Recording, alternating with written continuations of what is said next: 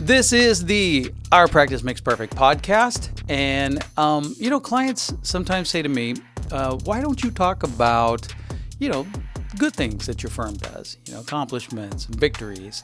And I'm sure that's good advice. We won a trial about a week ago. And so I wanted to tell you about that. And I know what you're thinking, good for you. What do you want, a cookie? What do I care about your firm winning a trial? Okay, fair. But this was a landlord-tenant case in which we represented a tenant, which is unusual. Typically we're on the side of real estate investors who tend to be the landlords. And that's why I think this case will interest you, because we won and we won big. And I'm going to explain what that means. And I want to talk about what you can do to avoid making the same mistakes as this other jackass. And so here we go.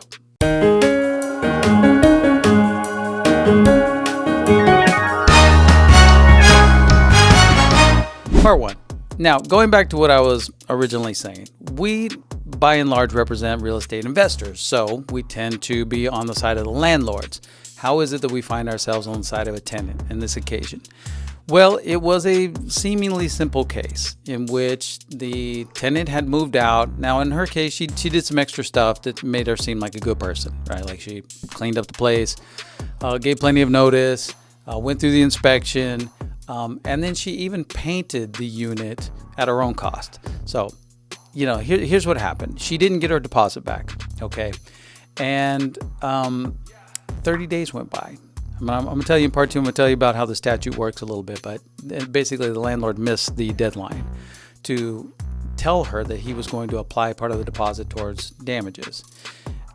So I went into this case, and when you do these small claims cases, which I almost never do, but the way it works here in Florida is that the first thing you do is you go to a pretrial conference / mediation. And you don't really see the judge right away. What happens is they send you to mediation. The two parties go to mediation and they try to work it out. And if you can't work it out, then you come back to the judge and the judge will give you a trial date. Okay, so I went into this mediation with a rather conciliatory mindset. I was really just going to explain to the guy, okay, look, you technically missed the deadline. He barely missed it too, by like a day or 2 days. Depending on how you do the math. But he just barely missed the deadline. And I just was going to say, okay, look, here's the statute. Here's how it works. You haven't lost all your rights. If the client, my client, did something to mess up the place, you can get your money back. But you just have to return the full deposit, and then you can bring a separate action for damages. Anyway, look, the point is my attitude. I went in there with a conciliatory mindset. And what he totally changed that for me. He started acting like an ass, started attacking me personally. Let's talk about that. Okay, it's not about me and my ego. And God knows lawyers have egos. But that's not really the point. I'm just saying, is that wise? Do you really want to provoke the opposing attorney? I'll let you guys consider that. But what happened was, I went in there with this conciliatory attitude. I was going to say, look, here's the way the law works. He was unrepresented. It's a small claims case, which again, I don't know what I'm doing in small claims court, but it happened. So I was going to explain to him as a layperson, here's the way the law works, and you just need to give back the deposit, and then you can bring a separate action if you actually have damages. All right. So he goes on and puts on this show. And at some point, the mediator and I were looking at each other, and she knew exactly what I was thinking. And she just says, impasse. And I'm like, hell yeah, impasse. We're going to trial. This jackass is going to pay for all my fees. Part two. So now let's get into the way the law works a little bit here. Just going by off the top of my head, I think it's Florida statute 83.49 controls this case. Has to do with what landlords can do with deposits and how they have to handle it, both when they receive the deposit and then after the tenant moves out, what they have to go through or what notifications they have to give in terms of holding on to a part of the deposit if they want to apply some, or returning the deposit. Okay, 83.49 if I'm not mistaken. Right. So I'm going to try and summarize this for you. The statute has this one dumb part that I don't understand. There's like a 15-day deadline if you don't intend to apply the deposit, meaning you don't intend to keep some portion of the deposit, you only have 15 days to give it back. But of course, it's like a state of mind sort of thing. I mean, what person is going to say, well, I didn't intend to give back the deposit, so I'm subject to the 15-day deadline? That's not going to happen. I think you can just throw away that part of the statute. The second part of the statute says, if you do intend, as a landlord, if you do intend to retain all or some portion of the deposit, then you have 30 days to give notice to the tenant that you intend to apply some portion of the deposit or all of it, and why. And you have to give the tenant an opportunity to object to that application of the deposit. All right, so this is actually what I wanted you guys to learn. One of the things.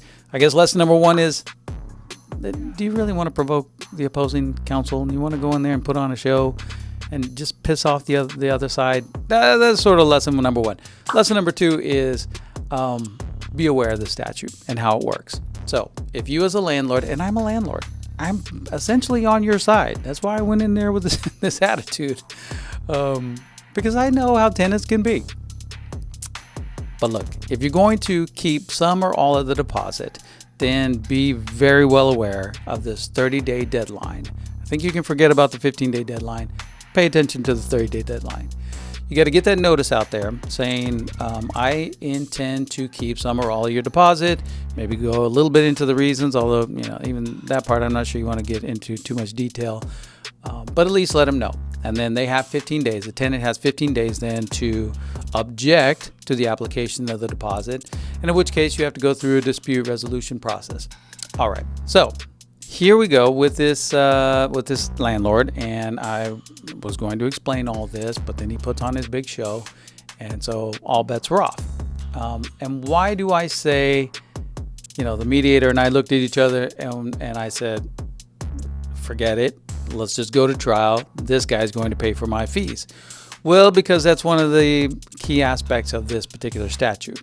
And really all landlord-tenant issues. And I think you probably know that. But it tends to be for all the marbles, in the sense of whoever wins the lawsuit also gets awarded the costs and fees of the lawsuit. And this is a small claims case. So the amount in controversy, the amount that we were fighting over the deposit was, a relatively small amount. It was less than $5,000, which I'm not saying it's not money, but, my fees ended up being much more than that. But when you go to the trial, then it's for all the marbles. And that is an important dynamic to keep in mind. I went in there willing to say to the landlord, look, just give back the deposit. Then you can bring a separate action if you want to, and I will ask my client to eat my fees. Basically, she'll pay my fees up to this point. Let's just get it over with now. It's a pretty short process. My fees were not that significant at that point. We'll both go our separate ways. Nobody has to pay fees. Just give back the deposit and then do whatever you have to do after that. Okay. It didn't go that way. So then it was for all the marbles, and that, I guess, is what I wanted you to learn about the statute, is that it's, now it's all or nothing. If you win the case, you win not only the amount in controversy, in this case the deposit, but also the attorney's fees, which will by and large very often be greater than the amount in controversy. Part 3. All right, so we go to trial, and I'm making my arguments to the judge. And you should know that the landlord, as I told you, he just barely missed the deadline. So, that's something that maybe the judge would be a little flexible about. And in fact, there were some extenuating circumstances. He had sent the notice, but it bounced back. And it's not clear why it bounced back. It appears that he addressed it correctly, but for whatever reason, it came back to him. So, that's a circumstance where maybe the judge would be sympathetic. Okay, well, remember, at this point, I'm motivated. I didn't start off motivated. I started off sympathetic, but I'm motivated now. So I make the following argument, which is, Judge, the legislature intended for this statute to be enforced strictly. In other words, that 30-day deadline was meant to be a bright line, drop-dead deadline, and I'll explain why. And I gave 2 reasons. The first reason is that up until a certain period of time, during the time that I've been practicing, landlords only had 15 days that was their deadline. It was 15 days no matter what. And then the legislature made a change from 15 days to 30 days. And so part of my argument was that extra 15 days, they doubled the amount of time, and that is meant to accommodate mishaps, just like the one we had here, where the initial notice bounced back. So they've given you that extra time. Now they mean that 30 days to be a strict deadline. Argument number 2. I talked about the imbalance of power, and that if you don't strictly enforce the 30-day deadline, then landlords will have the incentive to always keep the deposits. And that is probably true. And if you think about it, that's the experience that a lot of people have had.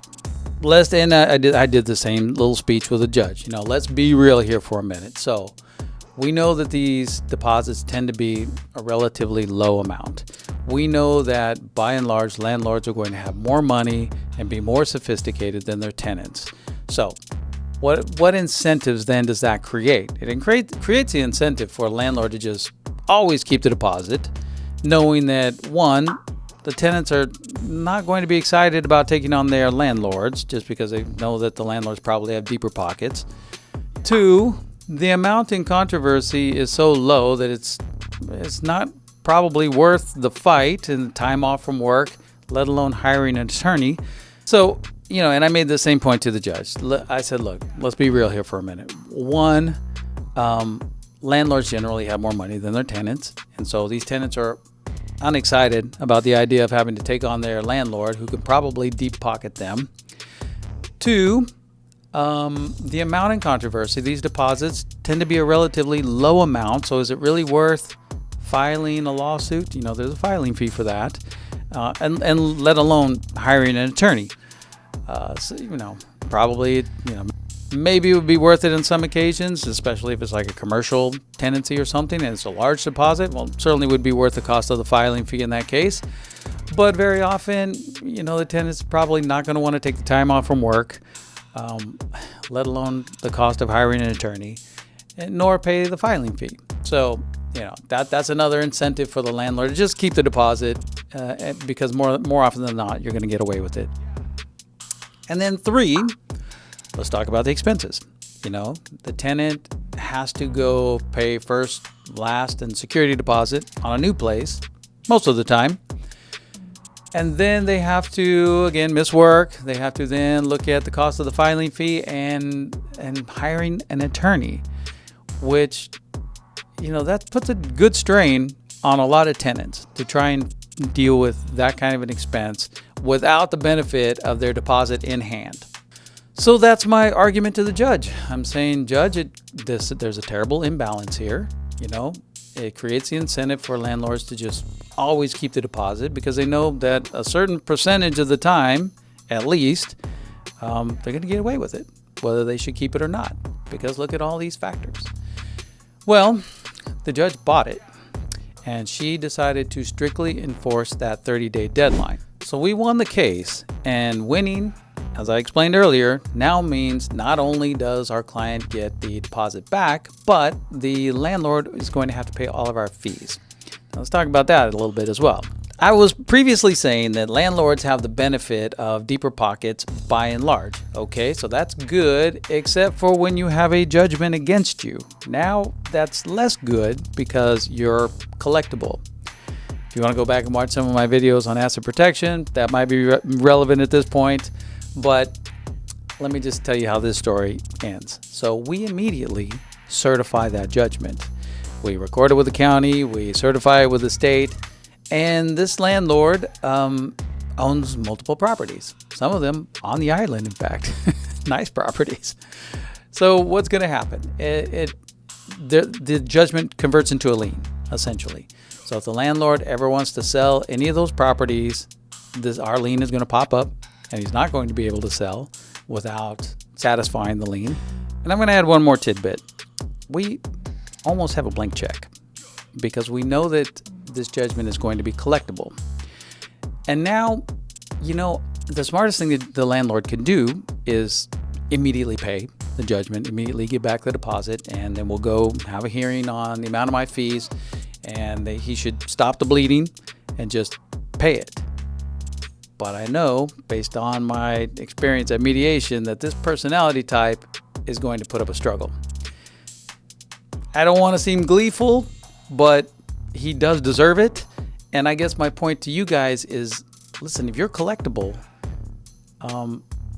be aware that now that you have a judgment against you, now not only do we have a lease agreement that says, whoever wins the attorney's fees, but we have a statute in place that says whatever work goes into collecting on this judgment, executing this judgment, enforcing this judgment is taxable. And that's the legal term for the other side is going to have to pay the attorney's fees for all the work that goes into collecting on this judgment.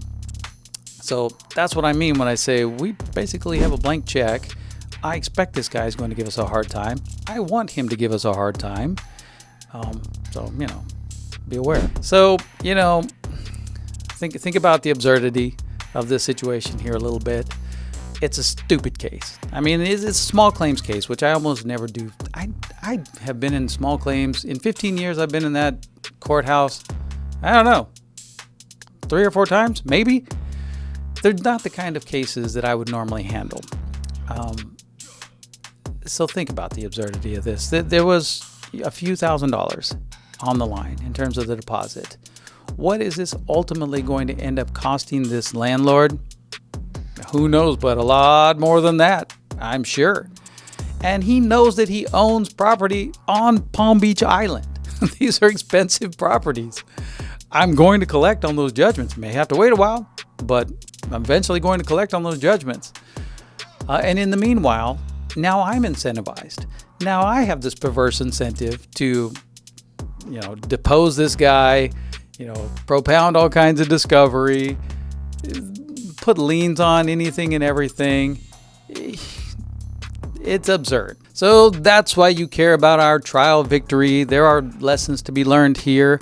I mean, one, understand how that statute works, that landlord-tenant statute regarding the deposits. You should read it if you're not familiar with it, or get in touch with me and ask me to send you a checklist for landlords, because there are a bunch of picky little rules, dumb little rules, about what you have to do when you accept the deposit and how you hold and escrow that deposit. We didn't even get into any of that because it wasn't relevant to this case, but you should be aware of them. And then, of course, what happens when the tenant moves out and your requirements as a landlord with respect to the return of the deposit, or if you're going to keep some portion of it, if you're going to put a claim against the deposit, how that has to be handled. Be aware of all those things. 2, you don't need to gratuitously piss off the attorney. That's probably an unwise thing to do. And then 3, be aware of the implications, because you are the landlord, you are collectible. Be aware of what happens once that judgment is in place. Now, it's a bit of a blank check. So you probably want to just stop the bleeding, especially if, you can appeal, and I kind of hope this guy does, because I expect that he will lose on appeal. But, now it's for all the marbles. It's winner take all. Everything that goes into this case, I'm not going to charge my client, the tenant, I'm not going to charge her any of my fees from now on, because I know I'm going to get paid. So if he wants to appeal, God bless. Let's go. If he wants to give me a hard time about paying the judgment, let's set up some depots. You know what I mean? So be aware as the landlord, or anytime you're a judgment debtor, be aware of that dynamic and how the law works in favor of the judgment creditor, which would be my client in this case. But that's what I've got for you guys on this one. Recuerda que hablamos español, and I will see you again soon.